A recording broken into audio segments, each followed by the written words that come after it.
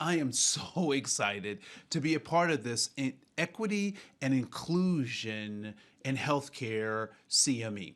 The thing that really excites me about being a part of this CME is we actually get an opportunity to talk about how do we help families in our community develop generational health, right? So a lot of times you hear people talk about generational poverty or generational wealth, but this is an opportunity for us to talk about a number of those social determinants of health and how, as practitioners, we can overcome our unconscious bias, overcome some of the social stigma around health and what health means, and also look at, sometimes we think that correlation and causation are directly tied when in fact they're not, right? So I look forward to participating in the CME. I'm helping to one of the courses that I'm helping to be a part instructor, a guide, if you will, or facilitator is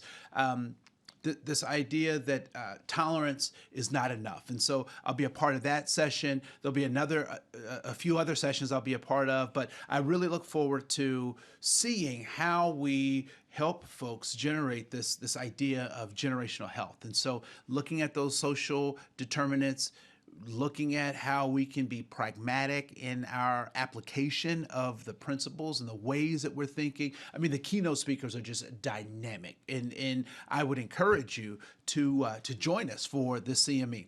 My name is Andre Koen. I'm the Program Director for the Office of Diversity and Inclusion, and I look forward to seeing you at this CME. October 25th and 26th in Rochester, Minnesota. This is the inclusion, equity and inclusion. Hey, I look forward to seeing you be a part of this CME. By far, I don't get my CMEs every day, and if I have to get them, I want to get them from the best. And if it's being course sponsored by Mayo, it can't be bad.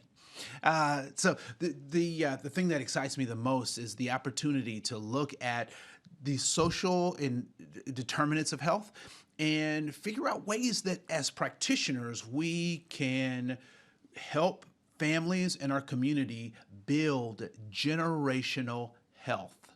And so I'm looking for great contributions from all of the course directors and leaders and instructors and facilitators. I'll be a part of a class that will really help us think about our unconscious bias and recognize that tolerance may not necessarily be enough. And so we'll spend some time talking about that. My name is Andre Koen. I am the Program Director for the Office of Diversity and Inclusion at Mayo Clinic, and I look forward to seeing your participation in this CME.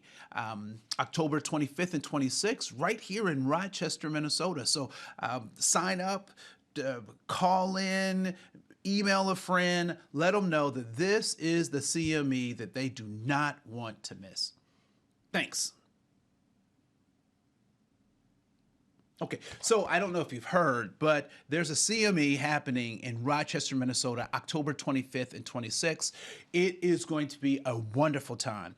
There are a number of great nationally recognized physicians who really understand the complexity that our patients and our communities are facing around developing their health or keeping their health. And so as a healthcare institution, it becomes important for us to recognize how we can interact with those folks, developing cultural competence, looking at our unconscious bias and unraveling that kind of stuff, so that we can actually help our community and the families that we work with develop generational health, right? So you've heard people talk about generational poverty or generational wealth. I can't wait to talk about this idea of generational health. And so I'll be doing a session that is really touches on how do we look at our unconscious bias as well as how we've been socialized to think particular kinds of ways.